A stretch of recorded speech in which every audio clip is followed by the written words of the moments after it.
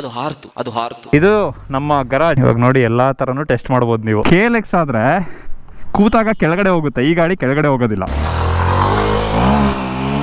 ಮೈಸೂರಿಯನ್. ಇವತ್ತು ಮೈಸೂರಿಗೆ ಎಸ್ಪೆಷಲಿ ನಮ್ಮ ಮನೆಗೆ ಒಂದು ಹೊಸ ಗಾಡಿ ಬಂದಿದೆ. ನಮಸ್ಕಾರ, ಹೇಳಿ ನಿಮ್ ಗಾಡಿ ಬಗ್ಗೆ. ಇದು KTM Enduro R global speck. ನೀವು ಈ ಗಾಡಿನ ಕರೆಕ್ಟ್ ಆಗಿ ಓಡಿಸ್ಬೇಕು ಅಂದ್ರೆ ಮಿನಿಮಮ್ 5 ಅಡಿ 10 ಇಂಚ್ ಇರಬೇಕು.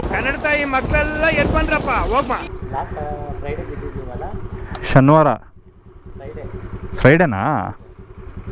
ಫ್ರೈಡೇ ಬಿದ್ದಿದ್ದು. ನಾನು ನೀವೇ ನೆನ್ಪಿಟ್ಕೊಂಡಿದ್ದೀರಾ, ನನಗೆ ನೆನಪಿಲ್ಲ. ಲೇಟ್ ಬಿದ್ರೆ ಟೆಂಪ್ರರಿ ಮೆಮೊರಿ ಲಾಸ್ ಆಯ್ತದೆ. ಯಾವ ಲೆವೆಲ್ ಹೈಟ್ ಇದೆ ಈ ಗಾಡಿ ಅಂದ್ರೆ ನೋಡಿ. ವ್ಯಾಗನರ್ದು ರೂಫ್ ಮೇಲೆ ಇರೋ ಕೊಳೆ ಕಾಣ್ತಿದೆ ನನಗೆ. ಇನ್ನೇನಾದ್ರು ನಿಂತ್ಕೊಂಡ್ಬಿಟ್ರೆ ಸೆಕೆಂಡ್ ಫ್ಲೋರ್ ಬಸ್ಲು ಮನೇಲಿ ಯಾರು ಸ್ನಾನ ಮಾಡ್ತಾವ್ರೆ ಅನ್ನೋದು ಕಾಣಿಸ್ಬಿಡುತ್ತೆ. ಏನು ಕನಸ್ ಕಾಣ್ತಾ ಇದೆಯಾ? ಪ್ರೀವಿಯಸ್ ಬೈಕ್ ನಾನು KTM ಅಡ್ವೆಂಚರ್ ಓನ್ ಮಾಡ್ತಿದ್ದೆ Gen 1. ಅದು ಕಂಪೇರ್ ಮಾಡಿದ್ರೆ ಇದು ಮೋರ್ ಟ್ರೈಲ್ ಫ್ರೆಂಡ್ಲಿ ಅನ್ಸ್ತು ನನಗೆ. ನಮ್ಮ ದೇಶಕ್ಕೆ ಈ ತರ ಗಾಡಿಗಳು ಪರ್ಫೆಕ್ಟ್. ಇವಾಗ ನೋಡಿ ಹಂಪ್ಸ್ ಬಂತು, ಎಲ್ಲೂ ಹೊಡೆಯೋದಿಲ್ಲ ಗುರು. ಗ್ಲೋಬಲ್ ಸ್ಪೆಕ್ ಅಲ್ಲಿ ಇರುವಂತ ಅಡ್ವಾಂಟೇಜ್ ಏನು ಅಂದ್ರೆ ಇದ್ರ ಸಸ್ಪೆನ್ಷನ್ ಜಾಸ್ತಿ ಟ್ರಾವೆಲ್ ಬರುತ್ತೆ. ಆಫ್ ರೋಡ್ ಅಲ್ಲಿ ಸಖತ್ ಹೆಲ್ಪ್ ಆಗುತ್ತೆ. ಇದ್ರಲ್ಲಿ ಪೆಟ್ರೋಲ್ ಇದೆಯಾ? ಫ್ಯೂಯಲ್ ಮೀಟರ್ ಇಲ್ವಾ? ನನಗೆ ಮ್ಯಾಟ್ರ್ ಇದೆ, ಮೀಟರ್ ಇಲ್ಲ ಅನ್ನೋ ವಿಷಯನ ನಾನು ಯಾರಿಗೂ ಹೇಳಿಲ್ಲ. ಇದು ಅಡ್ಜಸ್ಟ್ ಮಾಡ್ಬೋದು, ಸ್ಟಾಕ್ ಅಲ್ಲಿ ಮುಂದೆ ತಳ್ಬಿಟ್ಟು ಟಚ್ ಆಗುತ್ತಲ್ಲ, ಮಾಡ್ಬೋದು. ಈಗ ಅಲ್ಲ ಇದು ಸ್ವಲ್ಪ ಇಲ್ಲ ಅಂದ್ರೆ ಹಿಂಗ್ ಮಾಡ್ಕೊಂಡು. ಇವಾಗ XP 95 ಅಲ್ಲೂ 20% ಎಥನಾಲ್ ಇದೆ. ಟಿಪಿಕಲ್ ಕನ್ನಡಿಗ ಅಂತ. ಆರಾಮ.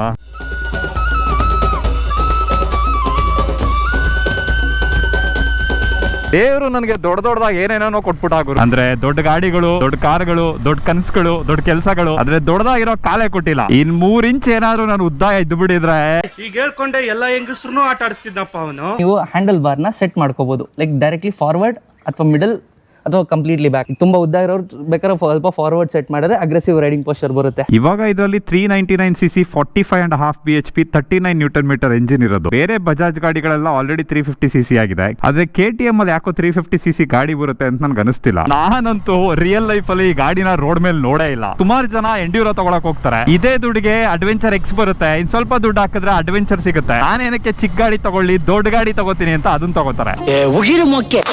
ಎಲ್ಲಾ ಗಾಡಿಗಳಿಗೂ ಒಂದು ಪರ್ಪಸ್ ಅನ್ನೋದಿರುತ್ತೆ ಗುರು. ಇವಾಗ ಇವರು ಈ ಗಾಡಿನ ತಗೊಂಡಿರೋದು ಮೋಟರ್ ಸ್ಪೋರ್ಟ್ಸ್ ಅಲ್ಲಿ ಯೂಸ್ ಮಾಡೋದಕ್ಕೆ. ಆಲ್ರೆಡಿ ಇವರು ಟ್ರೈನಿಂಗ್ ತಗೋತಾ ಇದ್ದಾರೆ. ರ್ಯಾಲೀಸ್ ಯೂಸ್ ಮಾಡ್ಬೇಕು ಅಂತ ನಾನು ತಗೊಂಡಿದ್ದು. ಪ್ರೀವಿಯಸ್ ಬೈಕ್ ನ ರ್ಯಾಲಿಗೆ ಬಿಲ್ಡ್ ಮಾಡಿ ಎಲ್ಲ ಮಾಡಿದೆ. ಆಫ್ಟರ್ ಮಾರ್ಕೆಟ್ ಎಲ್ಲಿ ಕೈ ಕೊಡುತ್ತೆ ನಾವು ಪ್ರಿಡಿಕ್ಟ್ ಮಾಡಕ್ಕಲ್ಲ. ಇದು ಬೋನ್ ಸ್ಟಾಕ್ ಗಾಡಿನೇ ರ್ಯಾಲಿಗೆ ನೀವು ಡೈರೆಕ್ಟ್ ಎತ್ಕೊಂಡು ಹೋಗ್ಬೋದು. ರೆಡಿ ಟು ರೇಸ್ ಅನ್ನೋದನ್ನ ಇದು ಪ್ರೂವ್ ಮಾಡುತ್ತೆ. ಗಾಡಿನಲ್ಲಿರುವಂತ ಮೇನ್ ಅಡ್ವಾಂಟೇಜ್ ಏನು ಅಂದ್ರೆ ಮನೂವರಬಿಲಿಟಿ. ಎಷ್ಟು ಸಖತ್ತಾಗಿ ಇದನ್ನ ಫ್ಲಿಕ್ ಮಾಡಬಹುದು ಅಂದ್ರೆ ಕ್ವಿಕ್ ಶಿಫ್ಟರ್ ಪ್ಲಸ್ ಇದೆ. ಕ್ವಿಕ್ ಶಿಫ್ಟರ್ ಅಂತೂ ಅದ್ಭುತವಾಗಿದೆ. ಇದರಲ್ಲಿ ಒಂದು ಮಿನಿ TFT ಸ್ಕ್ರೀನ್ ಕೊಟ್ಟಿದ್ದಾರೆ. ಇದರಲ್ಲಿರುವಂತ ಬಟನ್ಸ್ ಗಳನ್ನು ಕೂಡ ಚೇಂಜ್ ಮಾಡಿದ್ದಾರೆ. ಒಂದಷ್ಟು ಕಡೆ ಕಾಸ್ಟ್ ಕಟ್ಟಿಂಗ್ ಅಂತೂ ಆಗಿದೆ. ಈ ತರ KTM ಅಲ್ಲಿ ಪವರ್ಫುಲ್ ಗಾಡಿಗಳನ್ನ, ಟೆಕ್ ಇರೋ ಗಾಡಿಗಳನ್ನ ನೀವು ಕೊಡ್ತಾ ಇದೀರಾ ಅಂದ್ರೆ ಜನ ಒಂದ್ 20,000 ಎಕ್ಸ್ಟ್ರಾ ಆದ್ರೂ ಕೊಟ್ಟು ತಗೋತಾರೆ. ನೀವೇನಕ್ಕೆ ಆ 20,000 ಉಳ್ಸಕ್ಕೋಸ್ಕರ ಈ ಮಟ್ಟಿಗೆ ಕಾಸ್ಟ್ ಕಟ್ಟಿಂಗ್ ಮಾಡ್ತೀರಾ ಅಂತ ನನ್ಗೆ ಗೊತ್ತಾಗ್ತಿಲ್ಲ. ಮೇನ್ಲಿ ಇವ್ರು ಕಾಸ್ಟ್ ಕಟಿಂಗ್ ಮಾಡಿದ್ರೆ KTM ಅವ್ರಿಗೆ ಬೈಬೇಕು ನಾವು. ಇದು ರೋಡ್ ಅಲ್ಲೂ ಓಡಿಸೋ ಗಾಡಿ. It's a dual sport. ಒಂದು ಹಜಾರ್ಡ್ ಲೈಟ್ ಕೊಡ್ಬೋದು, ಎಮರ್ಜೆನ್ಸಿ ನೈಟ್ ಟೈಮ್ ಕೊಡ್ಬೋದಿತ್ತು. ನಾನು ನಿನ್ನ ಹತ್ರ ರೂಲ್ಸ್ ಮಾಡ್ಕೊಟ್ಟಿದ್ದೀನ, ಇವತ್ತೇ ಕೊಡ್ತೀನಿ ಅಂತ.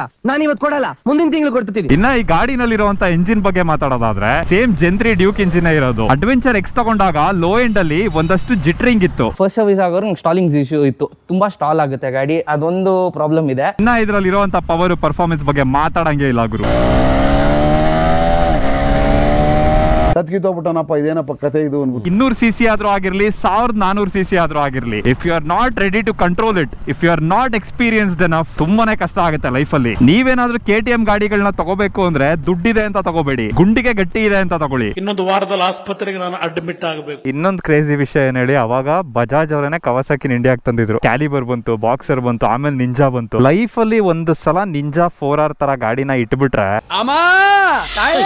460 ಕೊಟ್ಟು ಗಾಡಿ ಒಂದು ಕ್ರೂಸ್ ಕಂಟ್ರೋಲ್ ಆಪ್ಷನ್ ಅನ್ನೋದು ಕೊಡ್ಬೋದಿತ್ತು, ಅದನ್ನ ಕೊಟ್ಟಿಲ್ಲ. ಕ್ರೂಸ್ ಕಂಟ್ರೋಲ್ ಏನು ಕೊಟ್ಟಿಲ್ಲ ಅಂತ ಗೊತ್ತಾಯ್ತು. ಇದು ಕ್ರೂಸ್ ಮಾಡಕ್ ಇಷ್ಟ ಪಡಲ್ಲ ಗಾಡಿ, ಹಾರ್ತಾ ಇರ್ಬೇಕಿದು. ಆರಾಮ ಹೊಸ ಗಾಡಿನಾ ಒಳ್ಳೆ ಕೆಲಸ ಮಾಡಿದ್ರಿ. ಈಗ 350 ಬರ್ತಿದೆ. ಇದು 400 ಅಂತಾನೆ ಇರುತ್ತೆ ಹೆಸರು, ಇಂಜಿನ್ ಮಾತ್ರ 350 ಬರುತ್ತೆ. ಇಲ್ಲೊಂದು ಸಮಸ್ಯೆ ಖಂಡಿತ ಇದೆ. ಹೋಗೇ ಬರ್ತಿದ್ಯಲ್ಲ ರಾಜ್ಕುಮಾರ್.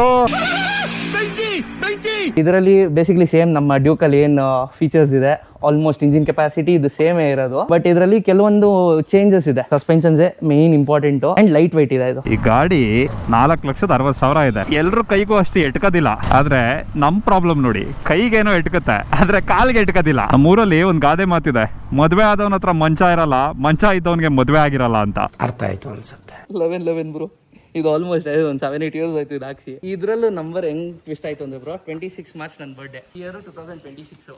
ಈ ನಂಬರ್ ಟೋಟಲ್ ಮಾಡಿ 26.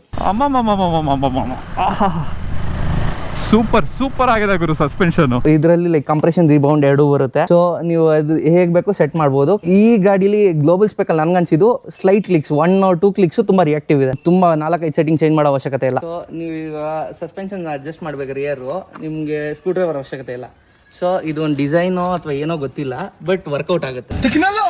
ಇದರಲ್ಲಿ ಫ್ರಂಟ್ ಟು ಬ್ಯಾಕ್ 2 ಕಡೆನೂ ಡಿಸ್ಕ್ ಬ್ರೇಕ್ ಇದೆ, 2 ಕಡೆನೂ ABS ಇದೆ. ABS ಹೆವಿ ಇಂಟ್ರೂಷನ್ ಇದೆಯಲ್ಲ ಇದರಲ್ಲಿ. ಆಕ್ಚುಲಿ ಏನು ಅಂದ್ರೆ ಡ್ಯೂಕ್ 390 ಅಲ್ಲಿ ಬ್ರೇಕಿಂಗ್ ಸಖತ್ತಾಗಿ ಫೀಲ್ ಆಗುತ್ತೆ. ಇದರಲ್ಲೂ ಸೇಮ್ ಬ್ರೇಕಿಂಗ್ ಸೆಟಪ್ ಇರೋದು, ಇದರಲ್ಲೂ ಸೇಮ್ ಸಿಂಟರ್ಡ್ ಬ್ರೇಕ್ ಪ್ಯಾಡ್ಸ್ ಇರೋದು. ಆದ್ರೆ ನಿಮಗೆ ಡಿಫರೆನ್ಸ್ ಬರೋದು ಇದರಲ್ಲಿ ಇರುವಂತ ಟೈರ್ ಅಲ್ಲಿ. ಫ್ರಂಟ್ ಅಲ್ಲಿ 21 ಇಂಚ್ ಸ್ಪೋಕ್ ವೀಲ್ ಕೊಟ್ಟಿದ್ದಾರೆ, ರೇರ್ ಅಲ್ಲಿ 18 ಇಂಚ್ ಸ್ಪೋಕ್ ಇದೆ. 2 ಕಡೆ ಮಿಟಾಸ್ ಟೈರ್ ಗಳನ್ನ ಕೊಟ್ಟಿರೋದು. 17 ಇಂಚ್ ರೋಡ್ ಫೋಕಸ್ ಟೈರ್ ಗೆ ಕಂಪೇರ್ ಮಾಡಿದ್ರೆ ಇದರಲ್ಲಿ ಬ್ರೇಕಿಂಗ್ ಅಷ್ಟಕ್ಕಷ್ಟೇ ಇರುತ್ತೆ ಆನ್ ರೋಡ್ ಅಲ್ಲಿ. ನೀವೇನಾದ್ರೂ ಇದನ್ನ ಆಫ್ ರೋಡ್ ಎತ್ಕೊಂಡು ಹೋದ್ರೆ ಕ್ರಾಶ್ ಗಾರ್ಡ್ ತೆಗ್ದಾಕಿದೀನಿ, ಹಿಂದೆ ಗ್ರಾಬ್ ಹ್ಯಾಂಡ್ಲ್ ಬರುತ್ತೆ, ಗ್ರಾಬ್ ಹ್ಯಾಂಡ್ಲ್ ತೆಗ್ದಾಕಿದೀನಿ. ಇದು ಒಂದು ಮಡ್ಗಾರ್ಡ್ ಕವರ್ ಬರುತ್ತೆ, ಅದನ್ನ ತೆಗ್ದಿ ಗ್ಲೋಬಲ್ ಸ್ಪೆಕ್ ಅಲ್ಲಿ ಆಕ್ಚುಲಿ ಬರಬೇಕು. KTM ಅವ್ರು ಮೋಸ ಮಾಡಿದ್ರೆ ಕೊಟ್ಟಿಲ್ಲ ನಮ್ಗೆ. ಗ್ಲೋಬಲ್ ಮಾರ್ಕೆಟ್ ಅಲ್ಲಿ ಮಾತ್ರ ಸೆಲ್ ಮಾಡ್ತಿದ್ದಾರೆ, ಬೇರೆ ಕಡೆ ತರಿಸಿ ಹಾಕ್ಬೇಕಾಗಿ ಬಂತು. ಹೆಂಗಿತ್ತು ಪಿಕಪ್?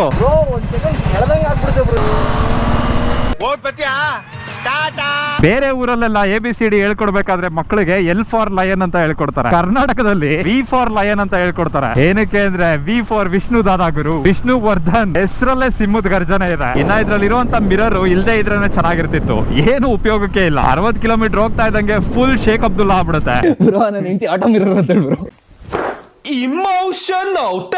ನಿಂತ್ಕೊಂಡು ಓಡ್ಸಕ್ಕೆ ಈ ಗಾಡಿ ಬಾಂಬ್ ಆಗಿದೆ. ಸ್ಯಾಡ್ಲಿಂಗ್ ಅಂತೂ ಅದ್ದೂರಿಯಾಗಿ ಮಾಡಬಹುದು. ಇನ್ನ ಟ್ಯಾಂಕ್ ಅಲ್ಲಿ ಗ್ರಿಪ್ ಸಕದಾಗಿ ಸಿಗ್ತಾ ಇದೆ, ಆದ್ರೂ ಎಲ್ಲೋ ಒಂದ್ ಕಡೆ ಸ್ಮೂತ್ ಆಗಿರೋದ್ರಿಂದ ಇದರಲ್ಲಿ ಫೇರಿಂಗ್ಸ್ ಸ್ವಲ್ಪ ಜಾರುತ್ತೆ. ಚೈನ್ ಗಾರ್ಡ್ ಕೊಟ್ಟಿದ್ದಾರೆ.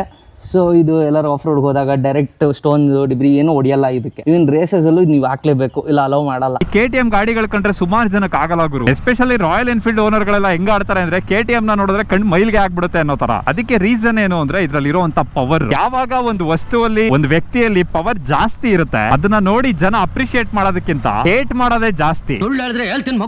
ಸುಮಾರು ಜನ ನನ್ನ ಲಾಸ್ಟ್ ವಿಡಿಯೋದಲ್ಲಿ ಕ್ವೆಶನ್ ಮಾಡ್ತಾ ಇದ್ರಿ, NS ನೆನಕ್ಕೆ ಬ್ಲೂ ಕಲರ್ ಮಾಡಿದ್ರಿ, ಟ್ರ್ಯಾಪ್ ಇಲ್ಲೀಗಲ್, ನೀವ್ ಅದ್ ಹೆಂಗ್ ಮಾಡ್ಬಿಟ್ರಿ ಅಂತ. ಬ್ಲಾಕ್ ಕಲರ್ ಗಾಡಿನ ಬ್ಲೂ ಕಲರ್ ಮಾಡೋದು ಇಲ್ಲೀಗಲ್ ಅನ್ನೋದು ನನಗೂ ಗೊತ್ತು. ಆದ್ರೆ ಕ್ಯಾಚ್ ಏನು ಅಂದ್ರೆ ನಾನು ಆ ಗಾಡಿನ ಓಡಿಸೋದಿಲ್ಲ. ಗರಾಜಲ್ಲಿ ಮನೆಯಲ್ಲಿ ಪಾರ್ಕ್ ಮಾಡಕ್ ಅಷ್ಟೇ ಮಾಡ್ಸಿರೋದು. ಹಂಗೋ ಆ ಗಾಡಿನ ಏನಾದ್ರು ಓಡಿಸ್ಬೇಕು ಅಂದ್ರೆ ನಾನು ವಾಪಸ್ಸು ಬ್ಲಾಕ್ ಕಲರ್ ಮಾಡ್ಕೊಂಡು ಓಡಿಸ್ತೀನಿ. ಅದಕ್ಕೋಸ್ಕರ ಟೆಂಪ್ರರಿ ಆಗಿ ನಾನು ಬ್ಲೂ ಮಾಡಿರೋದು. ಹಂಗೂ ನನಗೆ ಏನಾದ್ರು ಬ್ಲೂ ಕಲರೇ ಬೇಕು, ನಾನು ಪೇಂಟೇ ಮಾಡಿಸ್ತೀನಿ ಅಂದ್ರೆ ಫಸ್ಟ್ RTOದಲ್ಲಿ ಹೋಗಿ ಪರ್ಮಿಷನ್ ತಗೊಂಡು ಕಲರ್ ಚೇಂಜ್ ಮಾಡಿಸ್ಬೇಕು. ಸೊ ರೆಸ್ಪೆಕ್ಟ್ಫುಲಿ ಮುಚ್ಕೊಳ್ಳಿ. ಫಸ್ಟ್ ಸರ್ವಿಸ್ ಬಂದು ನನಗೆ ಇದು 2000 ಚೇಂಜ್ ಏನೋ ಬಂತು. ಮೈಲೇಜು ಸರ್ಪ್ರೈಸಿಂಗ್ಲಿ 33 ಕೊಡ್ತಿದೆ, ನಿಧಾನ ಕೊಡ್ಸಿದ್ರೆ. ನೀವೇನಾದ್ರೂ ನಿಮ್ ಮನೆಯಿಂದ ಟ್ರೈಲ್ಸ್ ಒಂದು 50-60 ಕಿಲೋಮೀಟರ್ ಇದೆ, ಅಲ್ಲಿ ತನಕ ಓಡಿಸ್ಕೊಂಡು ಹೋಗ್ಬೇಕು ಅಂದ್ರೆ ಮ್ಯಾನೇಜ್ ಮಾಡಬಹುದು. ಆದ್ರೆ ನಿಮ್ ಮನೆಯಿಂದ ಟ್ರೈಲ್ಸ್ 150-200 ಕಿಲೋಮೀಟರ್ ಇದೆ, ಅಲ್ಲಿ ತನಕ ಎತ್ಕೊಂಡು ಹೋಗಿ ನೀವು ಆಫ್ ರೋಡ್ ಮಾಡ್ಬೇಕು ಅಂದ್ರೆ ಅಂಡ್ ಸೀದೋಗುತ್ತೆ. ಮ್ಯಾಕ್ಸಿಮಮ್ 150 ಕಿಲೋಮೀಟರ್ ಮ್ಯಾಕ್ಸ್ ರೆಸ್ಟ್ ತಗೊಳ್ಳೇಬೇಕು. This is only meant for single boys. Pillion ಕರ್ಕೊಂಡು ಹೋಗ್ತೀನಿ ಅಂತ ಆಸೆ ಪಡೋರು ದಯವಿಟ್ಟು ತಗೋಬಿಡಿ. ಬರಲೇ 4R ಎಷ್ಟೇ ಫಾಸ್ಟ್ ಆಗಿದ್ರು ಈ ತರ ರೋಡಲ್ಲಿ ಎಂಡ್ಯೂರೋನೇ ಮುಂದೆ ಹೋಗೋದು ಗುರು. 4R 1 ಕಿಲೋಮೀಟರ್ ಇಂದ ಇರುತ್ತೆ. ಇದ್ರ ಬಗ್ಗೆನೇ ನಾನು ಹೇಳಿದ್ದು, ಕಂಪ್ಯಾರಿಸನ್ ಪರ್ಪಸ್ ನೋಡಿ ಮಾಡಬೇಕು, ಪ್ರೈಸ್ ಬ್ರಾಕೆಟ್ CC ನ ನೋಡಿ ಮಾಡಬಾರ್ದು. ಹೇಳ್ಕಳಿ ಅನ್ಎಜುಕೇಟೆಡ್ ಬಡೇತವ. ಅದೇನ್ ಗೊತ್ತಾ, ಇದು ಸಮಂತ ಇದ್ದಂಗೆ, ಅದು ರಮ್ಯಾ ಇದ್ದಂಗೆ. ಈ ಸೆಗ್ಮೆಂಟ್ ಅಲ್ಲಿ ಇದು ಬೆಸ್ಟ್, ಆ ಸೆಗ್ಮೆಂಟ್ ಅಲ್ಲಿ ಅದು ಬೆಸ್ಟ್. ರಾಯಲ್ ಎನ್ಫೀಲ್ಡ್ ಮಾರಿ ಮುತ್ತು ಇದ್ದಂಗೆ. ಇದನ್ನ ಹೆಂಗ್ ಓಡಿಸ್ಬೇಕು ಹಂಗ್ ಓಡಿಸಿದ್ರೆ 4 ಲಕ್ಷಕ್ಕೆ ವರ್ತ್ ಅನ್ಸುತ್ತೆ. ಅಂದ್ರೆ ಯಾರು ಓಡಿಸ್ಬೇಕು ಅವ್ರು ಓಡಿಸ್ಬೇಕು. ಮ್ಯಾಗಿ ತಿನ್ನಕ್ ಫೋರ್ಕ್ ಯೂಸ್ ಮಾಡ್ಬೇಕು, ಮುದ್ದೆ ತಿನ್ನಕ್ ಕೈ ಯೂಸ್ ಮಾಡ್ಬೇಕು. ಫೋರ್ಕ್ ಅಲ್ಲಿ ಮುದ್ದೆ ತಿನ್ನಕ್ ಹೋಗ್ಬಾರ್ದು. ಈ ತಲೆಗೆ ಶೂಟ್ ಹೊಡಿಬೇಡ ಹೋಗ್ಲಿಂದ. ನಮ್ಮಪ್ಪ ಆರೆಂಜ್ ಇದಾರೆ ತಗೋ, ಆರೆಂಜ್ ಇಲ್ಲಾರ ಗಾಡಿನ ತಗೋಬಿಡ. ಜೈ ಶ್ರೀರಾಮ್ ಅಂದ್ಬಿಟ್ಟು. KTM ಗೆ ಆರೆಂಜ್ ಕಲರ್ ಏನಕ್ಕೆ ಬಂತು ಅಂದ್ರೆ, ನಾವ್ ಎಲೆಕ್ಟ್ರಿಕಲ್ ಮಾಡ್ಬೇಕಾದ್ರೆ ಹೈ ಪವರ್ ವೈರ್ ಗೆ ಆರೆಂಜ್ ಕಲರ್ ನ ಯೂಸ್ ಮಾಡ್ತಾ ಇದ್ವಿ. ಆರೆಂಜ್ ಅನ್ನೋದು ಹೈ ಪವರ್ ನ ಡಿನೋಟ್ ಮಾಡುತ್ತೆ. ಇದು ಆಸ್ಟ್ರಿಯಾದವ್ರಿಗೆ ಇವಾಗ ಗೊತ್ತಾಯ್ತು, ಆದ್ರೆ ನಮ್ಮ ದೇಶದವ್ರಿಗೆ ಆರೆಂಜ್ ಕಲರ್ ಹೈ ಪವರ್ ಅಂತ ಶ್ರೀರಾಮನ್ ಕಾಲದಲ್ಲೇ ಗೊತ್ತಿತ್ತು. ಆರೆಂಜ್ ಅಂದ್ರೆ ಪವರ್ ಬ್ರೋ. ಜೈ ಶ್ರೀರಾಮ್.